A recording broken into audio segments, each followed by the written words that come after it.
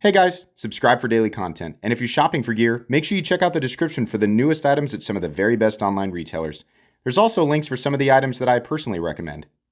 Thanks! What's going on YouTube? Metal Complex here, and today I've got a very interesting...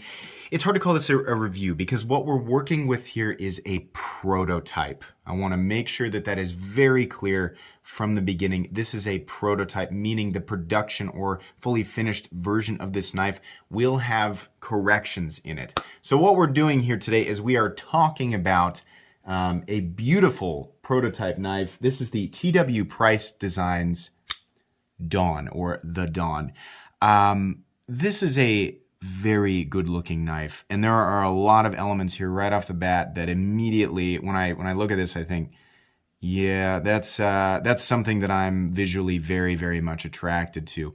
I'm going to tell you guys right now, where can you get more information on obtaining this? There is one place currently at the time of this review, and that's going to be his Instagram right here, which is tw.price.design. So make sure that you are following him.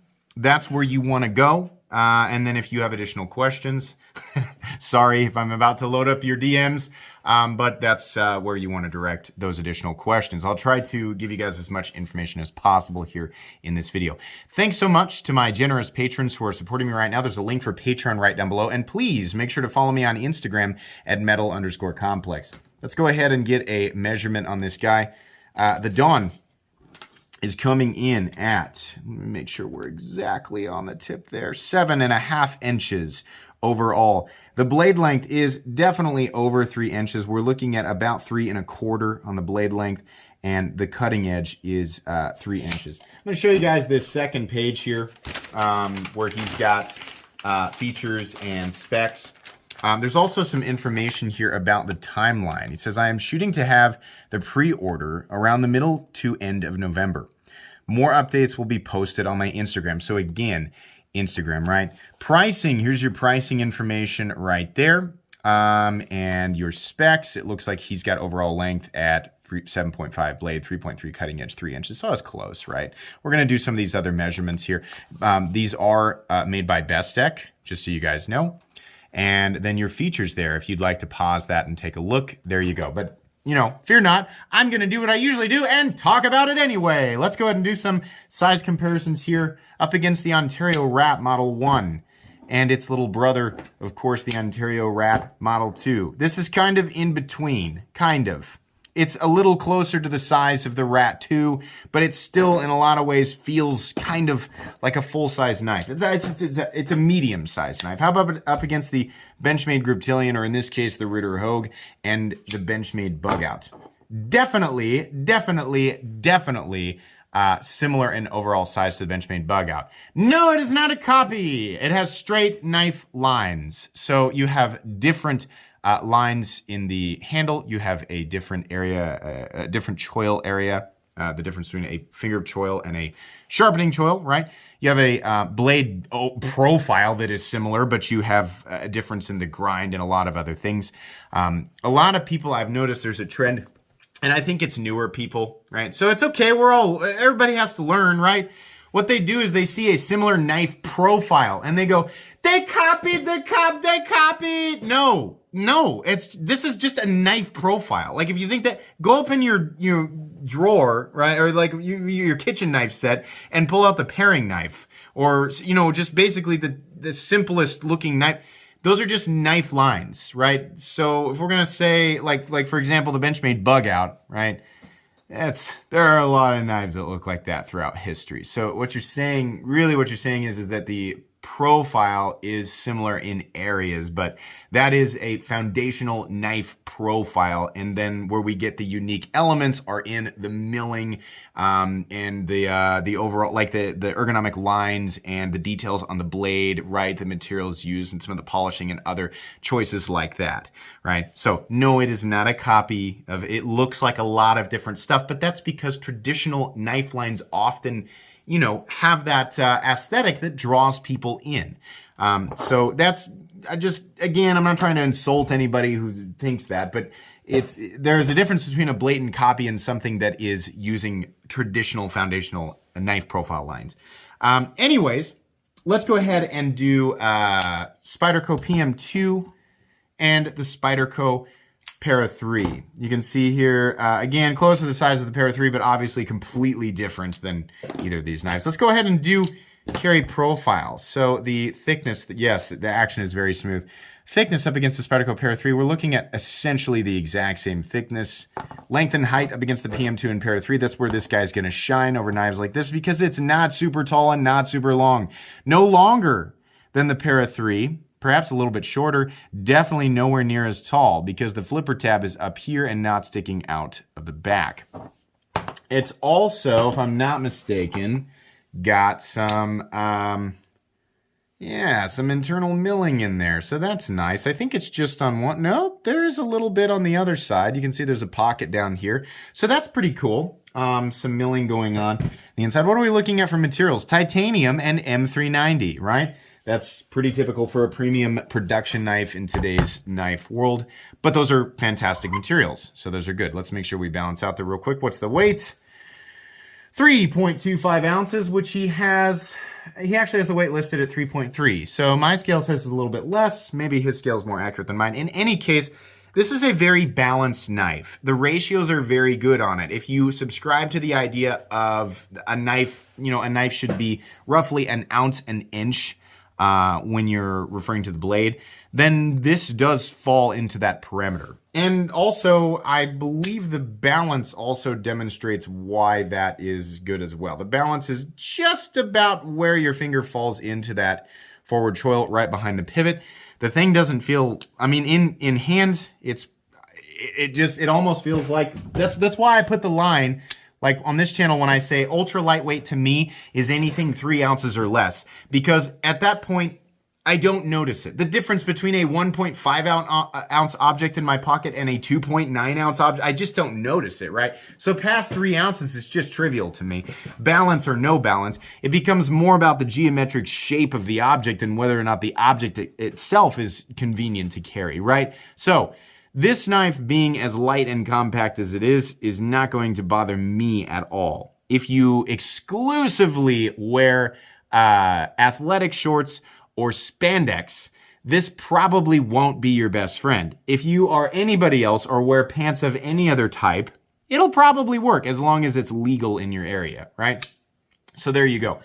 Let's go ahead and measure blade stock thickness on this guy. So, blade stock thickness, to me, it looks like maybe 115 to 120 thousandths. I always guess too thick. I don't know why. I just can't. I'm getting better at guessing weight, but this I can't. Oh, no, I'm going to get it this time. 115 thousandths. There you go. So, not a thick blade stock, and I think that's great. How about a hardware check? Let's get out my tools as per usual. My tools are very inexpensive and very recommendable. You can find them right down in the description in the section that talks about my tools. I'm putting a T8 in here. Pivot. T8. Lock bar insert screw. T8. The handle screws back here. T8. T8. And there's likely, it looks like one of the screws, maybe this screw is extra long and goes all the way through into the pocket clip, because you can see it's hidden up here. And this is recessed into the titanium. Fantastic. Minimal hardware. It's a frame lock, super easy to take apart. Thumbs up all the way around. That is just beautiful. Let's go ahead and get into the meat and potatoes of this. So first off, before I start critiquing, I'm going to tell you guys what he is planning on changing from what you're seeing right here. Again, this is kind of a review, kind of not, because the versions of these, for those of you who decide to pick this up, the version of this knife that you'll be receiving will be corrected. Anything that's weird or, anything that's goofy about what I'm holding right here will be altered in the production form. So it says current design changes. For those of you who have for those of you who have the hand rubbed satin version, you may have noticed that the flats are not hand rubbed. That was a communication error, and it will be hand rubbed for production. I am also working on adjusting the pocket clip. I'm planning, let's flip this over here. I'm planning to make it a bit shorter in height. So I'm guessing this right here. That's something I would have critiqued for sure. And also rounding it out more to reduce sharpness. Awesome. Good deal. Lastly, I plan to make the milling on the handles finer and less sharp. This is something that when I unboxed this knife, I had a few people mention the ridges look to be a bit aggressive. They're really not, but if he wants to knock them down a bit, it's only going to make everybody happier. I would be happy with this. But if they knock it down, if he knocks it down a little bit, it's not going to make it, oh no, I can't hang on to it because the ridges are not aggressive enough. No, that's fine. I think it'll make more people happy. So he's going to knock that down a bit. He also says, I have plans to do different variations in the future, like shadow boxed liner locks or inset liner locks, and different finishes and milling. If you have any design change recommendations, please let me know. I will definitely bring one up for you. He says I would love to hear them. So that's cool. He's already aware of things that people like me and people like you guys might critique.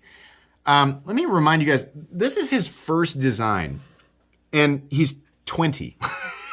Now, obviously, you know, the Bestech OEM, who has a lot of experience, producing knives, right? They're going to have gone back and forth with him and aided, you know, as far as like when this idea came to fruition and he presented it, whether it was a 3D model or a drawing or whatever, it's likely that they helped him alter this to become this not only beautiful but functional object, right? So, but still 20, and this is his first knife design. That's impressive. I don't care who you are. That's impressive, right? This is beautiful to me. Yes, it does resemble sort of a combination of a lot of really popular stuff, right? I kind of see a little bit of Sebenza in there, right? And then again, we have kind of a bug out size. And then there are a number, probably dozens of other, this is, you know, to me, everything in existence is a partial copy. Almost everything in existence is a partial copy of something else, right? So this is the work of somebody who has enjoyed knives, clearly has enjoyed knives for a while, has gotten his hands on some stuff that obviously works, and has borrowed these, you know, these functional elements and mashed them into something that looks good to him. Where does the name The Dawn come from? It comes from Game of Thrones, which I thought was really, cool. You can, I talked about that in the unboxing. Ergonomically, this thing is very comfortable, and he is right to bring this pocket clip back a bit and to knock this build down. If he does that, it's very comfortable. This area up here is a single knuckle choil. Given the overall size of the knife, the overall length of the blade, yeah, would it be more comfortable if he made this choil bigger? Sure, but then you're going to take away from cutting edge, and we all know how fussy people get about reducing cutting edge, right? So, but yeah, I get it, right? If you want to choke up on this guy, you can do it.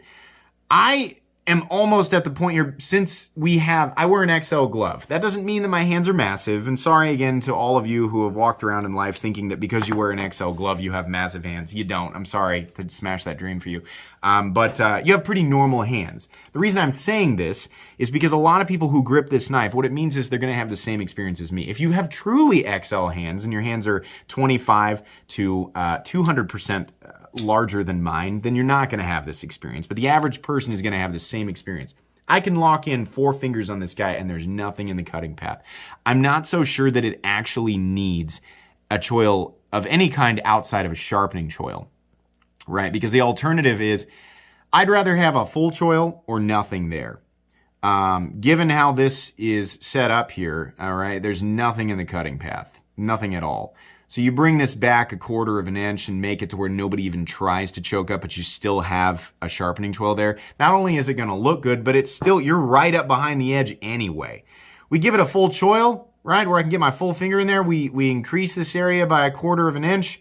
You could, but then it's just reducing the cutting edge a little bit more. I think more people are just going to prefer the cutting edge. Does it look good like this? Will it function like this?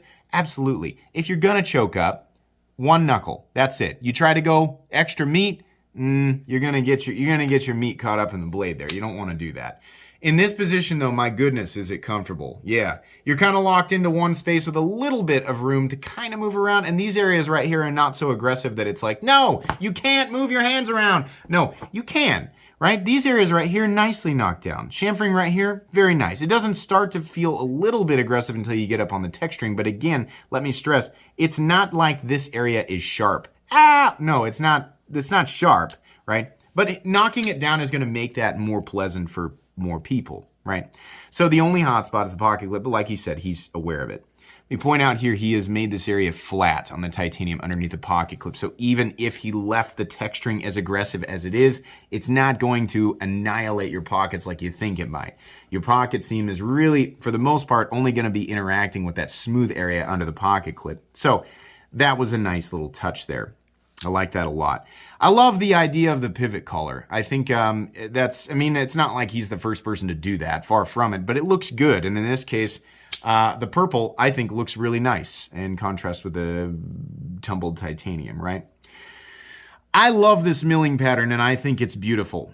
I don't think he needs to change this, but in the future, if he decides to, obviously, I like the diamond textured titanium, right? So just lines going the other way would be just fine. I think it's also would be an interesting idea to essentially carve an outline of this area before it gets to the edges here. A good example of what I'm talking about is with the Urban EDC Supply F5.5, where they actually milled a little line or sort of a trench outlining the area of the texturing, and then they textured within that line. I think that would give this it would give the texture, because these are contoured scales, that's really going to make that area pop. It's probably not cheap to do, and it might add to the cost of the knife, but to the, to TW Price, if you are considering doing some stuff like that, you might explore that. You don't have to do what I'm saying. It's just I've really enjoyed that type of thing in the past. And you could do any texture pattern on the inside of that. You could do, horizontal lines. You could continue to do this diagonal pattern, right? It looks good like this. I think it would look neat like that. Right? If you're going to continue this in the future, that might be something that's fun. It also would allow you to anodize just that one space. So if you wanted to create pop without putting an inlay in there, you could, just like I said, have the outline, leave the outline polished and raw, raw titanium, and then just that internal space, anodize that one color.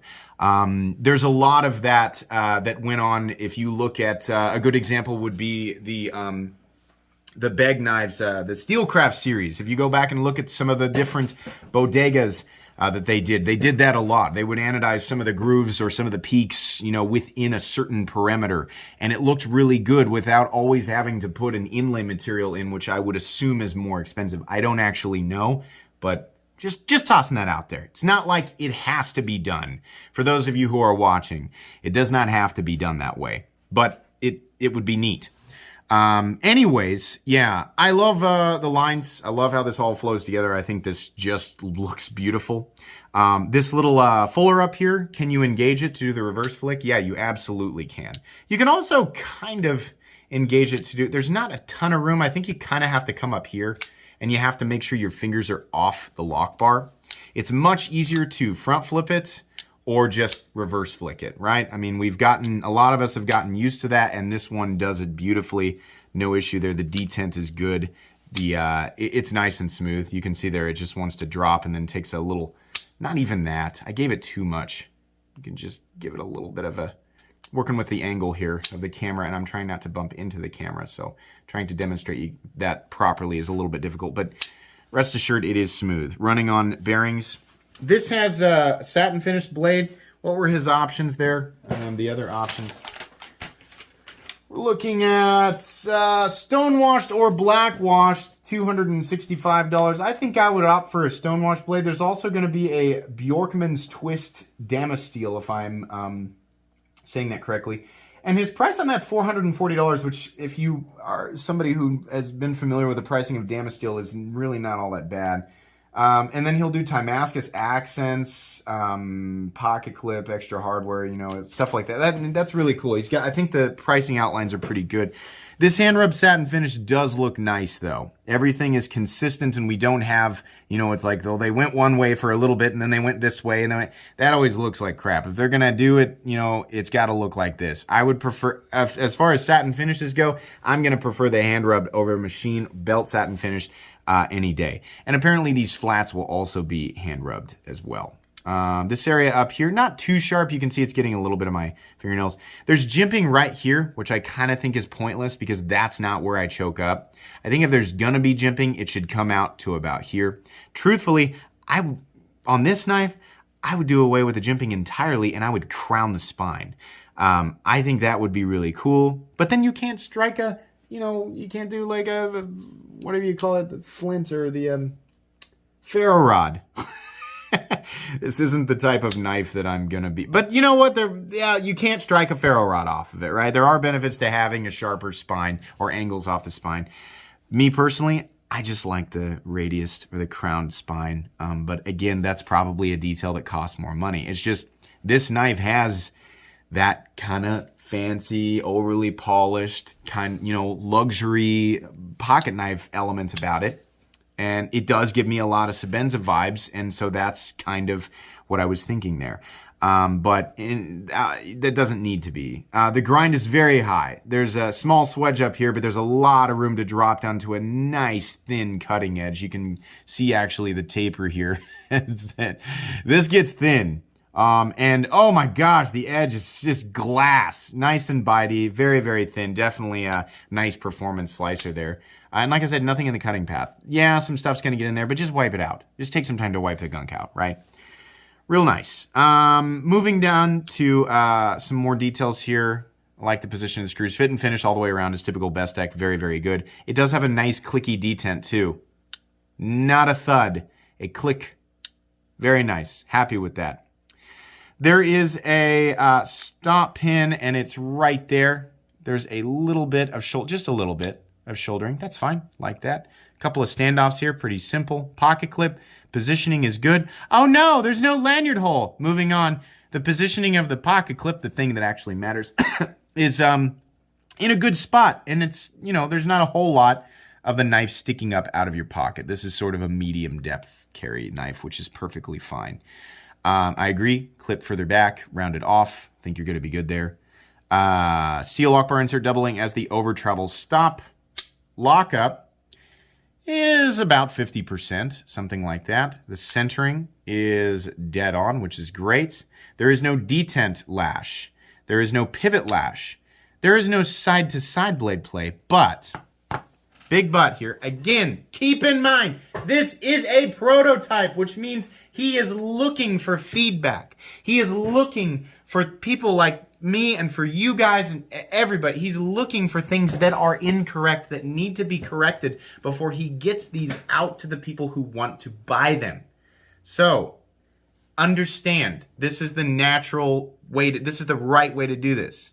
He wants somebody like me to find things, not just me, but everybody. He wants things to be found that are wrong so that he can correct them. That way, when you guys pick them up, right? I know that most of you know this, but there's going to be people who are going, I ain't buying that because it's got a flaw. It's a prototype, right? So for those people who are ready to jump and with their torches and pitchforks, like, it's a prototype. There's going to be stuff that's wrong with it. This has a little bit of flex, and I pointed it out to him. What does that mean? It means that when I push on the spine here, the lock bar is moving. So, it's a combination. It's either a combination of two things, or it's an issue with one or the other.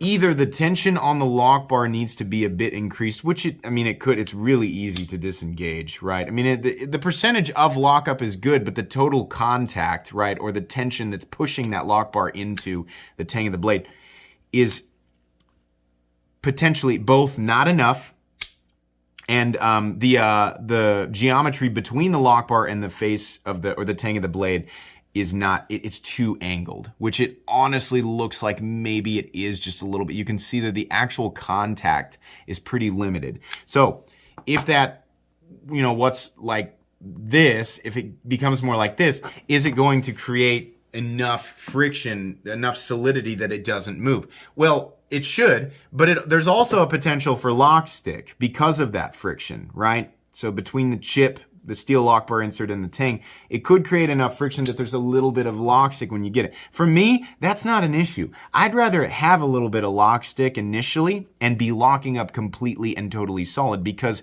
as I've said many, many, many times, lock stick goes away. My 3/4 AR is a perfect example of that. It had terrible lock stick when I got it. Now it doesn't have any. No lock. In fact, I'll just show it because I know I've got a video from a long time ago demonstrating what type of lock stick it actually had. Where is that thing? There it is right here. This guy used to have tremendous lock stick. Here we go. Ready? I'm going to disengage it. Nothing. It has absolutely no lock stick. So I would prefer that the geometry be looked into and be corrected, and then if necessary, perhaps the tension of the lock bar be adjusted as well. The main thing here with this knife, everything is great and all of the adjustments that he wants to make are great, but the main thing there, the most important element of a knife that folds and locks is solidity and dependability in that lock. Your frame locks are definitely susceptible to failure if the geometry is not correct, right? If the geometry is correct, then you're good. It's not going to disengage unless you're doing something stupid with the knife, right? So yeah, that's the most important thing. It is not slipping very much. It's just slipping a little bit, and I don't know if I'm even going to be able to demonstrate it. But when I push down, there it is right there. You can see that lock bar is just moving just a little bit. It's not terrible. A small adjustment, I think, will fix that. Between that and the other adjustments that he's trying to make, he is essentially creating a perfect knife. Again, I mean, for the parameters that he's working with. There is no such thing as a perfect design, right? But for the parameters that he's working with, what he's trying to create here, I think this is very, very close to a perfect knife. I would do away with the choil here. I would just do a full blade and just with a small sharpening choil because there's enough room here and you're close enough, right? I wouldn't go, and if you're going to make a bigger one of these, which, oh, please do. Please make one of these that's like 8.5 inches. Oh God, please. Then you got enough room and enough blade to do that full forward choil. But for this guy, I think I would go no forward choil. This is wonderful. This is one of the coolest things that I have handled in 2021, and I want everybody to know that. I hope that everything works out and that the production versions of these come out just absolutely flawless. And I think, you know, the changes he wants to make, they're not major changes. I think this is fully doable. If the production version, and believe me, I will get my hands on a production version of this. I don't know if it'll actually be in 2021. If it does end up being, you know, especially that lock, the lock slip, if that ends up getting fixed, yeah, this is definitely one of the coolest knives of 2021. In the future, love to see different milling patterns. Love to see a bigger one. Definitely, right? It's not like, oh, ain't that small knife? Can't do nothing with a small knife. Oh, big man, I don't need a big knife. All right, shut up. Maybe he'll make a big one. Some people like smaller knives, right? If you like smaller knives, this is a good one. If you like a bigger knife, then maybe he'll make a bigger one, right? It's not like a bigger one's always better. That's a dumb way of thinking. If you need a smaller, you know, this is more of a medium-sized knife, right? So yeah, for people who enjoy this size, and I would absolutely EDC this. This is a great size. I mean, it's very similar to the size of my Para 3, right? So yeah, I'm definitely, as somebody who likes big knives, I like big knives. I do like those, but I also have no problem carrying a knife that's a little bit smaller, right? It's not like, oh no, my ego. Oh, how can I show my face in public with something that they might consider to be a smaller than normal pocket knife? Ridiculous. Sorry, you wouldn't believe the type of comments that I get on this channel. They're absolutely ridiculous. But yeah, some different milling patterns, different ano stuff, different size, right? But for this guy, very, very close to perfect. This is really cool, and I'm very excited to see the the production version of this. I think this is amazing that this is his first design. Oh man, I think the future's bright for this one. Again, guys, please follow him. That's where you're gonna get info. I know you're like, where do I buy it? Like, I get that you want to know, right? You need to follow TW Price Design on Instagram so that you can get that information. Follow him. That's going to be pretty much it today, guys. Yeah, please make sure to follow me on Instagram at metal_complex. If you enjoyed this video, leave a like. If you'd like to check out my other content, I do, of course, have lots of videos of knives that are either expensive or inexpensive that I do or don't like, so check those out. And if you enjoy all my content, go ahead and click on that Metal Complex logo right there and subscribe, because there's definitely more coming. Thanks again for watching, everybody, and have a great day.